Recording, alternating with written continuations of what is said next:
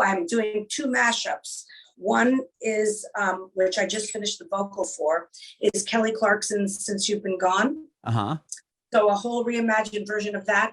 But I'm also, I'm mashing it up with a song from the 70s by a group called Rainbow. Hello. Hi. How are you? I'm good. How are you? I'm doing well. I appreciate you doing this. Yeah, my pleasure. Cool. My name is Adam, and this podcast is about you and your journey in music. Great. Awesome. So first off, I guess we'll go with where were you born and raised? I was born and raised in Montreal, Quebec. Okay. What was it like growing up there? I mean, now looking back, now that I'm out of Montreal, Quebec, I think it was pretty cool. Very interesting, very different from the rest of North America, because we grew up speaking French, and I'm so envious. Yeah, I mean, at the time, I didn't realize what a great thing that was. Because when you're living it, you don't realize. And just a very there's like a European culture there that's so different from the rest of Canada and America. So I'm really happy to have had that. Yeah. I'm just curious, was there if you didn't know French, would you be kind of screwed there, or do you need to know enough? No, you'd be kind of screwed. That's what I thought. Right? You have to pick up both languages pretty quickly, right? Yeah. Well, I mean, I grew up primarily English, but it's a requirement. You definitely have, and you're taught French from a very young age. So, everyone that grows up there will know enough French to get by. You don't have to be fluent, but you have enough to get by. I used to be more fluent, but I've been out of Quebec for a long time, and I have no one to talk to. So in French, what they say: if you don't use it, you lose it. So. Right. I bet if you went back and stay there for 2 weeks straight, just speaking French, you'd be able to hang. Or it'd probably come back to you. I would be able to hang, but it wouldn't be as effortlessly, as before. Sure. Okay. Yeah. And how did you get into music? I think that I knew at a very young age that, singing was going to be the thing for me. And I think that, it's crazy to think that a 3-year-old or a 4-year-old would know that, but I knew it. I knew it. I just knew it. And then in my very early teens, there was so much validation about it for me. I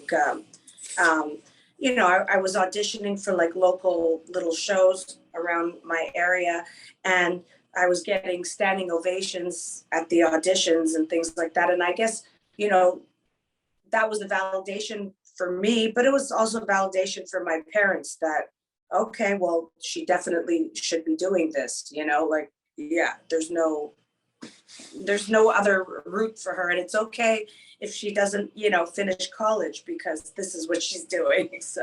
Right. That's awesome that you had such supportive parents, because other kids may not have had that same, experience where, you're a great singer, but that's something that you could just do as a hobby, right? To take you to auditions and really embrace the fact that you have this powerful voice. I mean, that says a lot. Yeah, I think that I was lucky in the sense that it was an undeniable thing, and my parents were supportive, because not just because they saw people's reactions to when I sang, because I'm not the only one, that gets that, and it was that they recognized that I had something that wasn't just a nice singing voice. It was a different level of singing abilities and sound to my voice. So they knew, they knew. And also there was like, I guess, a natural stage presence or something. They recognized, they knew. So you always kind of knew, like, this is what I'm going to do. You said at 3-4 years old, you knew. Yeah, it's crazy. Not that I knew whether or not I was good enough and believe me, you don't have to be good enough to be in this business. So, you know what I mean? Right. It wasn't, I don't think I was making sense of anything. It's just, I just really remember that inner feeling that this is what I'm going to be doing, regardless of whether I knew that. I guess deep down at 3 or 4, I knew that I had something without really knowing it. It was just, I don't know. It was just one of those very natural things. It wasn't like I'm being unrealistic at 3 or 4. You know how kids, they want to do things. Right. I'm going to be an astronaut or whatever. Oh my God, that's exactly what I was thinking about. Oh my gosh, I was going to say, I was reading your mind. Yeah, you were totally reading my mind. Yeah. But yeah, it's true. I mean, yeah, that's great. That'd be cool to be an astronaut, but like, let's work on, like, yeah, you would know, like, if there was the brain capacity there. Right. Yeah. Exactly. But wow, that's so incredible. Like, were you raised in a musical household, or no? You're just kind of opposite. Okay. Very, yeah. I mean, like, my parents listened to the music that they liked, which was, not actually like hip or trendy for their time period even. So I grew up listening to their cheesy music, which is good because it's a lot of like strong vocals, but like maybe considered cheesy. And neither one of them could carry a tune from one room to the next. So that's like, they did not have an ear for music. And then I have a brother who, is even worse. Like, he cannot sing, there's no musical talent. And yeah, so you just absorbed it all. I absorbed the music and, I everything, even like very inspired by the music that was being played on the radio without even realizing that I was being influenced by it. It was just, my mother always had the radio on in the background, like especially on Sundays when she was cleaning the house. And I don't think I particularly cared for the music that was on the radio, but it was always those same songs that was played because of the same station that she listened to. And I guess that I absorbed it, and I guess to a degree, like it has shaped and influenced me today in all the music that I really love and appreciate. But just getting back, but my father's father, my grandfather, he apparently had an amazing voice, and he was like a closet singer. That's what this, according to my parents. Yeah, he was a closet singer, and they would catch him, singing, not in the closet, but you know what I mean? Like, yeah, he just wasn't out, like he wasn't trying to pursue a career in no, vocals or whatever. Exactly. And he never sang. I never heard him sing, but they had caught him sometimes, like when he thought no one was listening, he was like, singing something, and they said that he was unbelievable. But I didn't realize. And so this is where they think that my ear and my talent came from. It has to be. Yeah. Interesting. So yeah. you said early on your parents were putting you in different auditions, like for what, like musical theater or just choruses, choirs? They were like review shows. So it was like these semi-professional shows where they, like, some of them were like Broadway based.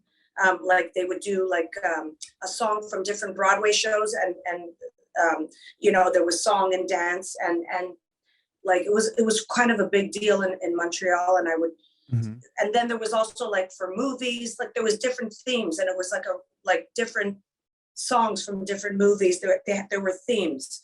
to these. It's almost like theme park productions, you know? Oh, okay. Yeah, that makes sense. Yeah, exactly. And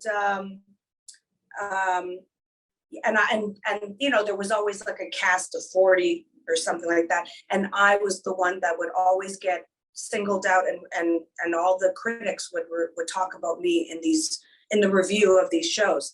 So that was also more, it was more ammunition for my parents to think, oh, wow, you know, like it was undeniable. That's the path she's going to be following, you know, there's no way. Wow. And how old were you when you were doing these shows and getting the reviews written about you? Yeah, it was like between the ages of 13 and 16. Okay. And that's when you started to really kind of branch to that part of the like business, as far as like before you were 13, were you just singing like in the school choir or anything like that? Or were you always kind of doing those auditions? My school did not have a choir, so I never did anything like that. I was, you know, putting on concerts in my house for my mother, basically. Oh, okay. You know, singing to artists and songs that were, you know, very challenging. And like my mother was sort of my teacher, and she would sit, and if I didn't hit that note, you know, the Celine high notes and stuff, she would, you know, tell me to do it again. And, you know, she would really make sure that I focused and was able to like do everything with my voice, you know, like, so at the time I was like, ugh, you know, I would always feel pressure. Oh my God, as soon as I don't hit the note, she's going to stop me and say something, you know. But now when I think back, like, you know, she kind of trained me and made me aware of my voice and stuff. So. Well, it sounds like she has an ear for, you know, pitch at least. Because if you were like tone deaf, like you would be like, oh, yeah, it sounds great. Like, yeah, you wouldn't even know if you're hitting the note or even close to it. Yeah. She knew. She was very artistic and creative in so many ways, and she knew. She obviously had the ear. She heard everything, and but like could not execute it at all. Right. That's interesting. Yeah. She could coach, but not be a player. Exactly. So I did read. Okay, obviously you know. You're singing at 16 and you get scouted, essentially you're seen by Celine Dion. What were you? It was actually at 15. 15. Okay. Well, you need to update your website. I'm just kidding. It doesn't say, it says 16. Uh-huh. Oh, okay. Well, I'm just 15. Joking with you though, but it does say 16, but you don't have to update your website. Okay. So you're 15. What are you singing on? And like, so tell me about like set the stage for me. So you are on, it says you just said like a television show on Canadian broadcasting. Like, was it like a competition, singing competition, or what were you singing on, and how did that happen? I was singing on a local Quebec French TV show because I had management at the time who, you know, if you're living in Quebec, in Montreal, like that's the natural path, is that you would go into French because that's, you know, that's what you would do. I was not comfortable with that because I wasn't born French per se. I was born, you know, on the English side of things, even though I could speak a little French. Although my mother was born in France and grew up in Belgium, and came to Canada, but we weren't a French Canadian, you know, like there's a difference. So I didn't grow up with that culture. And at that time, there was a lot of political issues about Montreal separating from the rest of Canada. Oh, weird. I didn't know that. Yeah, because they wanted everything to be French. They didn't want anything English. They really wanted their own identity. It was a whole thing.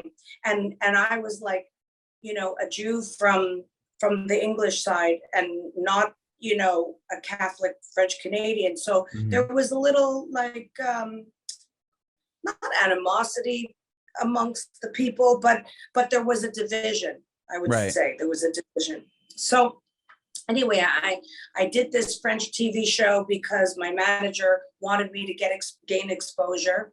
And my manager knew Celine's manager, and so they happened to watch the show, and Celine saw me on the show, and she said, "Oh, I want her to sing at my wedding." And that's how it happened. She saw me on the TV show. Yeah, and my manager was also the leader of the most popular band / orchestra of Montreal. And so because she wanted me to perform, she also hired the orchestra, plus, you know, like, I don't know, a whole horn and string section, of course. Of course. Because it's Celine Dion, of course. Exactly. Yeah. I want all of it. She wants all of it, and she can have all of it, if you know what I mean. Right. Yeah, so that's how it happened, because did you do like a whole set, or like did you sing her? What? Oh, sorry. No, go ahead. She wouldn't have seen you. No, I was going to say she wouldn't have seen me if not for the fact that my manager and her manager like knew each other from like way back, and it was just like a fluky thing. And I mean, she was, you know, already so well set in her career. She was already a big star. And the fact that she happened to watch me is, I mean, because there were other performers on the show, and the fact that she tuned in and heard me. And another thing that's not been written about, that I don't really talk about that much, because I'm not 100% certain, I just want to mention it. No, this is awesome. Please tell me. Yeah. Okay. So, on that French TV show, I sang a song called "The Power of Love" that became, that same year, it became like a monster hit for Celine. And there is a theory from my ex-manager. He believes that it's because I sang it on the show. Like, it was already a cover tune when I did it, and then when she did it, it was already, people had done the song before her, and I had done it. I forget who told me to do that song. I forget who in my team suggested that song. I definitely didn't pick it. It was picked for me. And then she saw me sing it, and then she recorded it soon thereafter, and then had a monster hit with it. So so there's the theory is that she heard me do it, and that's what sparked her to record it. And, you know, I'm sure that's the truth. That makes a lot of sense.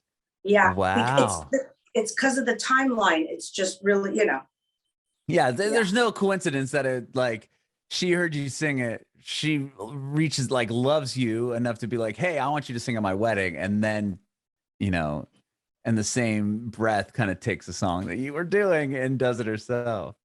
Right. I mean, she killed it. She did an unbelievable job. My version was not quite the same. You know, she had it reproduced and, you know, all this stuff.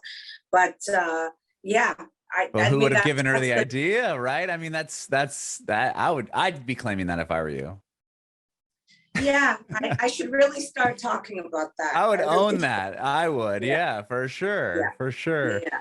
What was it like playing at her wedding? Was it something that you were doing, the reception, or did you get to sing as she's kind of coming down the aisle at the ceremony? No. Like, what was it like?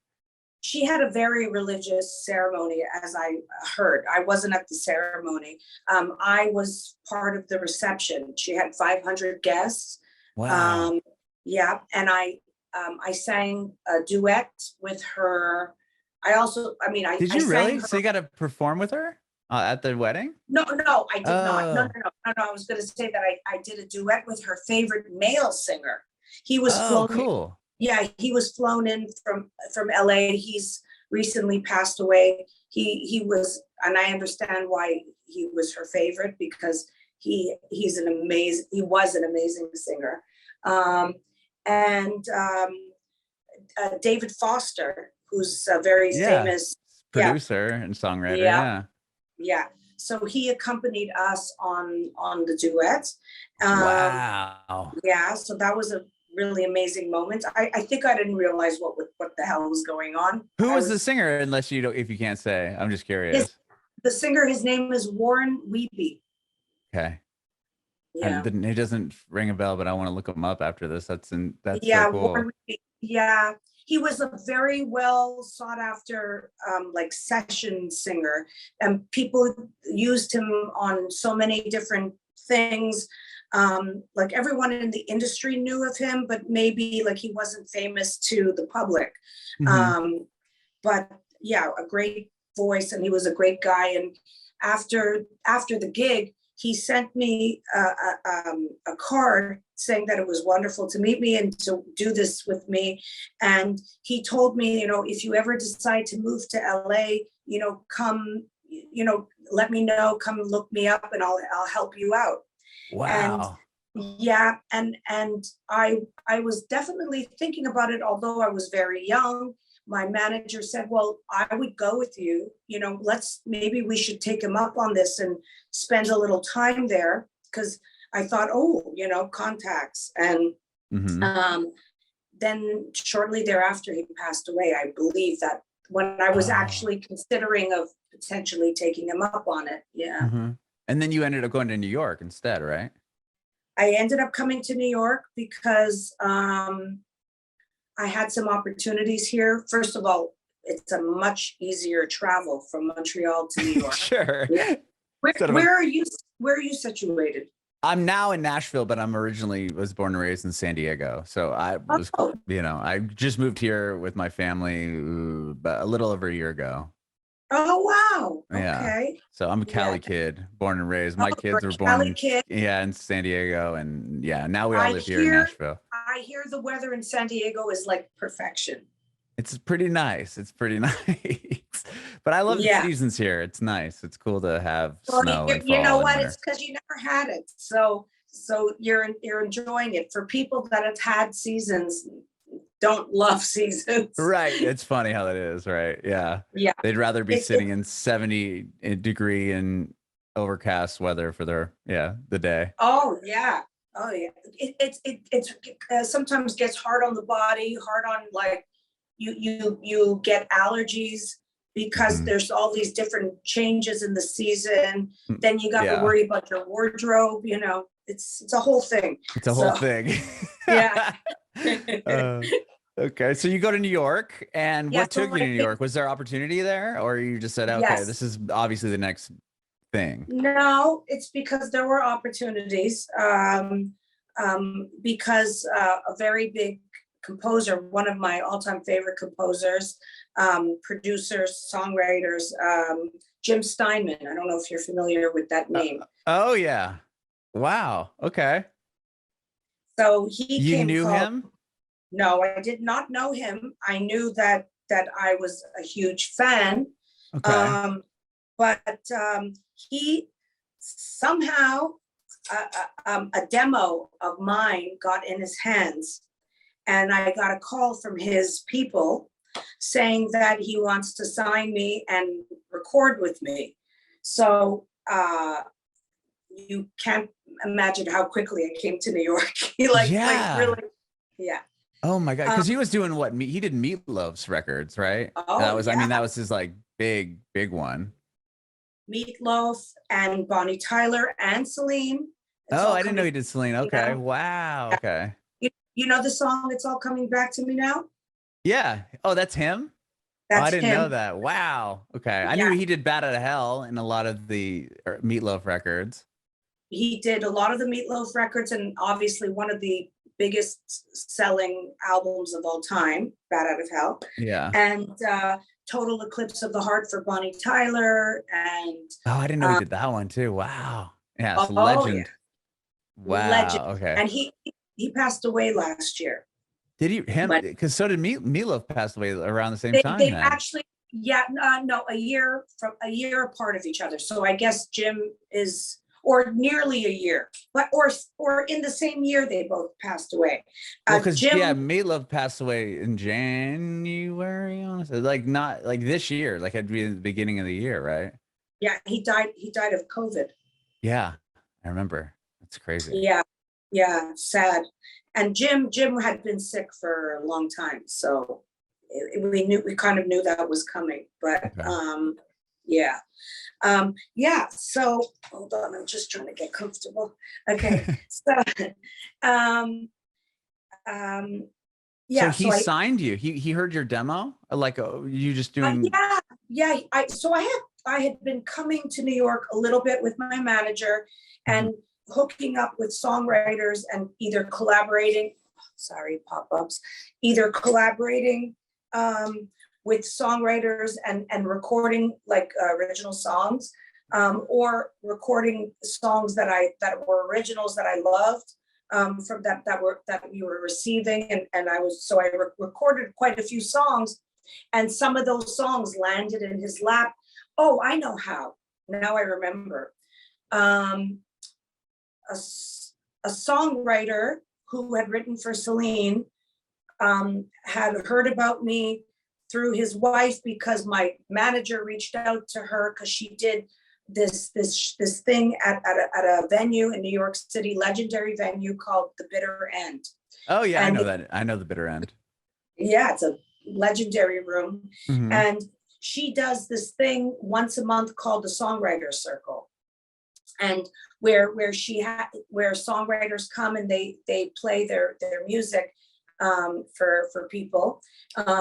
And although I wasn't a songwriter, somehow my manager got me in one of those nights. So we drove to New York, and I did one of those with an original song that I co-wrote, and this songwriter by the name of Peter Zizzo was there, and he has written some hits for Celine, and he's the one that knew Jim somehow, and somehow passed my demo to him, and that's how it happened. Like it's all because that's how things work, like really. It's not the traditional way. It's like always like this fluky, lucky little moment, and that's how I worked with Jim. He signed me. He had an imprint label on Sony called Ravenous Records. So I recorded a ton of music with him, but then we had a falling out after 2 years, just because of he had some mental health issues, and things were not moving, and it sort of fizzled out. But all this to say, he really didn't work with anyone else after me, and didn't produce or write for anyone else after me. So wow. Yeah. And you ended up signing to a different major label, right? So then I signed with Cash Money Universal, and put out a bunch of music with them. Had some, mild success. Some of my two first singles charted on the Billboard chart, so that was that's nice. Awesome. Yeah, got into the top 5, so like can't complain. Had the opportunity to do some really amazing things, like tour, do some really, heavy duty, sophisticated and high-end music videos. It was nice, very, very nice. And then recently I signed with a new label called Heart Songs Music Group. And that's where I'm at now, just because like I could have stayed on the Universal Music label, but they are, as you know, hip hop, rap. Yeah, heavy. I mean, Cash Money is really was your sound then that style, or not? No. Nothing like that. No, nothing. That's crazy that they would sign you. Like, was that a pretty, like, for you, were you kind of like, Cash Money Records wants me? Like, that's interesting. Yeah. Well, so at the time that they signed me, it's all about timing, because, I really fast forwarded, because in between Jim Steinman, and Cash Money, I was on the verge of signing with so many majors, but I was very unlucky. All the labels folded just before right. Okay. Like EMI, I was about to get a deal with EMI, but a lot of them got absorbed, right? Like, or sold, and then dropped a bunch of artists. Elektra. I was even, so there was like, and it DreamWorks, I was, think was one. yes, Yeah. yes. And so I, at that point, after all of that, I'm like, oh, geez, I'm just going to put out music on my own. Like, that's what I was thinking. I was signed to an indie label after the Steinman project for a brief moment. I did a project on it. They're called Breaking Records. They're no longer in existence, but I did a really interesting album with them that I'm very proud of. But that was at that time. But I was looking for something bigger, and so what happened was I was sort of giving up the whole idea because I'm like, I'm just don't have the luck here. And my entertainment attorney at the time was playing my music on his computer in the background, and his big clients were Cash Money. And they happened to be in his office. My music was playing in the background, and they asked him, oh, who's that in the background? Oh, that's my client, Karine Hannah. And as a joke, because they're a hip hop rap label, urban label, as a joke, because I'm a pop artist, he says, why, you want to sign her? And they were like, yeah. Whoa. and that's literally how it happened. And it was just a joke. But at that time, they were looking to expand their label into other genres. They were thinking they were gonna, like, because they were, and I mean, they're still one of the biggest labels, Yeah, I mean, they have massive talent on their team. Exactly. So they had a pop country girl for half a second. I was the pop princess. They had, Kevin Rudolph was signed. Yeah, he had a great song. And then Jay Sean, who was, well, he's R&B. I guess that's, a little more in the urban, Right. Yeah. But so they didn't really know what to do with me, but they signed me, and they basically gave me, free reign to do whatever I wanted as a pop artist. And my manager at that time was a different manager from the one back home, a new manager, kind of steered me in a direction that was sort of like pop dance at first, and dance clubby EDM. And it wasn't what I exactly wanted to do, but I trusted him, and the label let him do whatever he wanted. It worked out a little bit for me, but then after that, we kind of didn't know where to go. And then the COVID hit.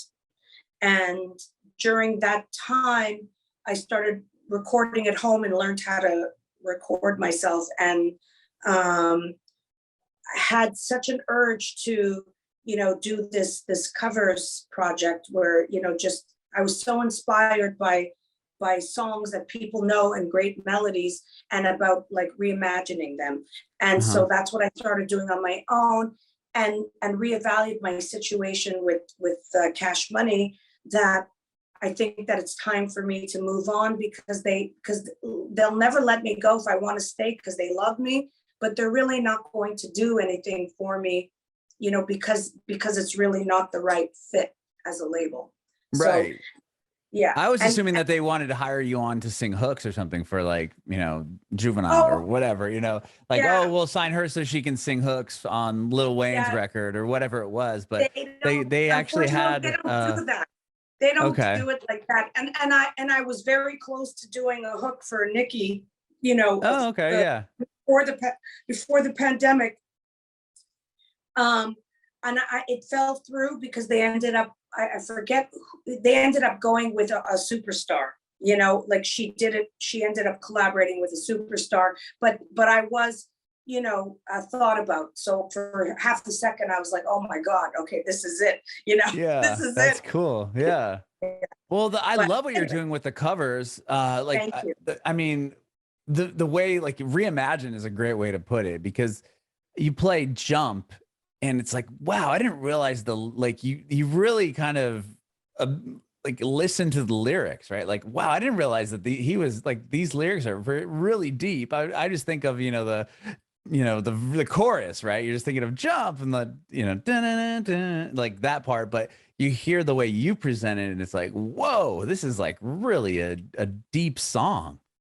I'm telling you, like, honestly, when I finished that one, I remember thinking, my gosh, like, who would ever, I never stopped, just like you said, never would have listened to those lyrics in a million years. Like, yeah, you just think about might as well jump, but you would never put it in a perspective that these are lyrics that you would want to listen to, and it brings on a whole new life and meaning to the song. Mm-hmm. It's almost like a different song, but it's the same song. Who knew that David Lee Roth could write lyrics like that, you know? Right, exactly. I don't think people give him enough credit because it's like, No. yeah, that's a huge hook and it's a great song and it's totally a poppy hit, but like you don't really listen to the words or, as much as you would if you didn't know that this is just a gigantic, hit.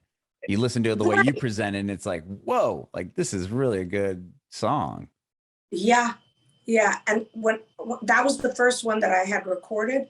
And when I finished that one, I was like, I'm onto something here. I have to keep going because like, it wasn't like, oh, there's a strategy. I mean, there is a strategy in a sense, but I guess that I just knew that this concept, that it would be impactful for people. It's a fresh way to listen to songs that you already know and love. I'm not trying to like diminish the original versions, but I know for myself that I get tired of listening to some of these songs after, like, I wouldn't go and listen to Jump over and over again because I've heard it, a million times in my existence. But hearing it like in my way now, it refreshes it. It's a new perspective on it. So you're going to listen to it again because it's not really like the original. So, but you're familiar with it. But you're familiar with it. Yeah. I was really impressed by your version of California Dreaming because that song has been covered by a lot of artists, right? And it's usually very similar. It's either similar to the original version or like a sped up like punk version of the song. But your version, I mean, how the vocals, like the layered vocals are, and like I was just like, whoa, like again, a version of that song I would have never thought I would have heard. Like when I saw that you covered it, I'm like, oh, okay, that one's been done. And then I'm like, whoa, this doesn't sound like anything like what anyone else has done. And I ended it where I ended it, which is I know like who does a 1-minute song. Right. I don't know. When I got to that, I was like, I can't add anything to it. I don't want to go into a second verse.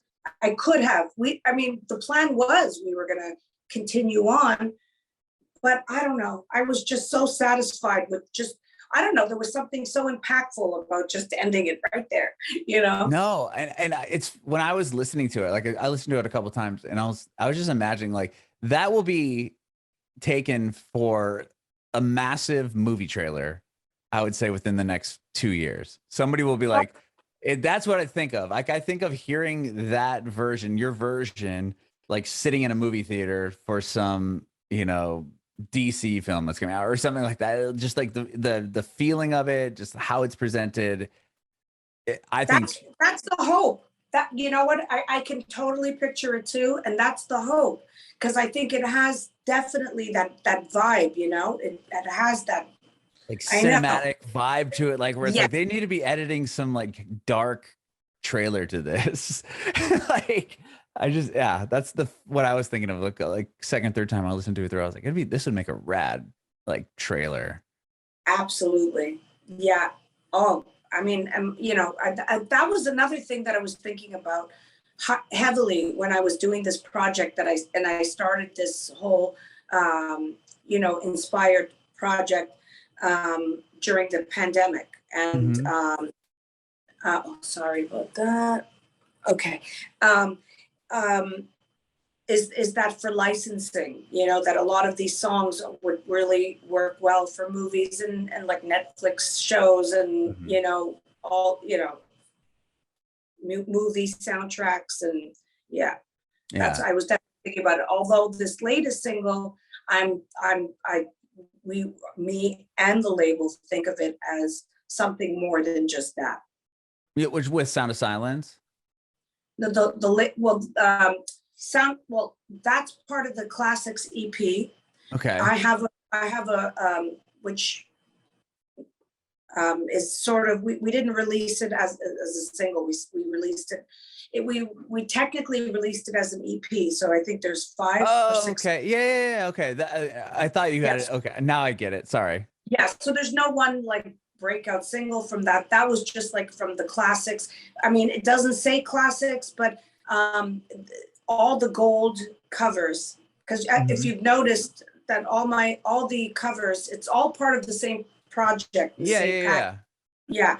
So the black cover is a rock category. The silver is the 80s. The gold is classics. And then there's another category that's going to be released. We're going to release the EP. Boy, I'm popular today. Like probably in July or August. It's the 21st century pop category. Okay. Yes, I'm reimagining songs from the year 2000 up to present day. Can you give us any hints on some of the songs or add a song? Yeah, sure. Well, I'm doing, I have already in the can, Miley Cyrus, Midnight Sky. Oh, I love that song. That's such a cool song. Yeah. Yeah. I have Olivia Rodrigo, Good For You. Okay. A reimagined version of that. And I'm doing a version of a Keen song. Keen?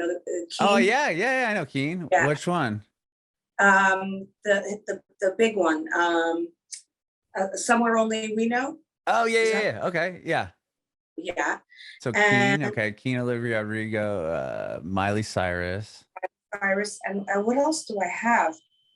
And I'm doing 2 mashups. One is, which I just finished the vocal for, is Kelly Clarkson's Since You've Been Gone. So a whole reimagined version of that. But I'm also mashing it up with a song from the 70s by a group called Rainbow, which I didn't know beforehand, but my lawyer brought it to my attention because it's the same title. So it's also called Since You've Been Gone by a group called Rainbow. They were huge in the 70s. Oh.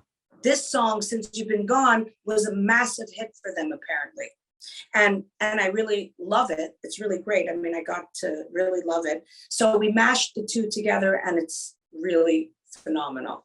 I can't wait to hear it. That's so awesome. I love your take on the songs that I've heard. So I can't even imagine like hearing some of these, how they're going to come together. I mean, Keen, like, Somewhere Only We Know, like that's such a cool song, and like to hear your take on it, I'm sure is killer. Like like I said, I love what you're doing, so I can't wait to hear this new record. And I appreciate your time. Yeah, of course. I appreciate your time today. One more question for you before I let you go here, Karine. I want to know if you have any advice for aspiring artists. My advice is that put blinders on while you're working on your craft. Don't look at others too much. Because it's going to discourage you, because there's so much talent out there. There are so many artists and so many avenues to be seen and heard. You can get so overwhelmed by all the noise around you. So just to focus on what you're doing, be proud, and just keep going with what you're doing and your craft, and don't get caught up in all the noise. Bringing it backward.